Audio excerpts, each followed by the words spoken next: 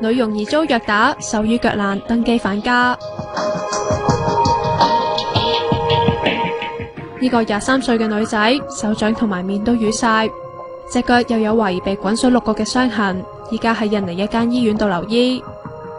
據知嚟自印尼東爪哇嘅佢，為咗供養爹哋媽咪同埋細佬，舊年5月去到將軍澳一個姓羅嘅4人家庭度打工。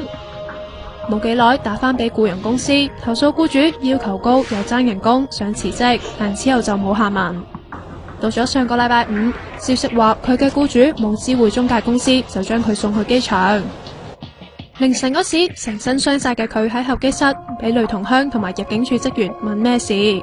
佢最初話係皮膚敏感，唔係被打，唔使報警噶。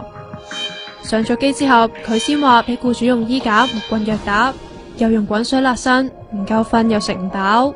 僱主俾件衫同埋100蚊就要佢返家鄉啊！要同鄉扶住去廁所嘅佢，原來仲傷到要攬尿片添。件事就引起印尼傳媒嘅報道，這好嚴重啊，所以佢要用好多錢啊！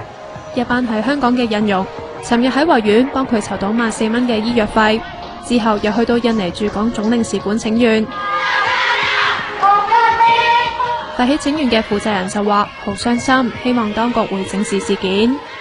負責做中介嘅公司就話冇收過個女仔投訴被虐打，亦都同領事館嘅人去到涉案僱主嗰度了解。不過消息話對方只係隔住道門傾咗1分鐘，話唔知個女仔受傷，又同差人講俾夠錢個辭工嘅女傭走噶。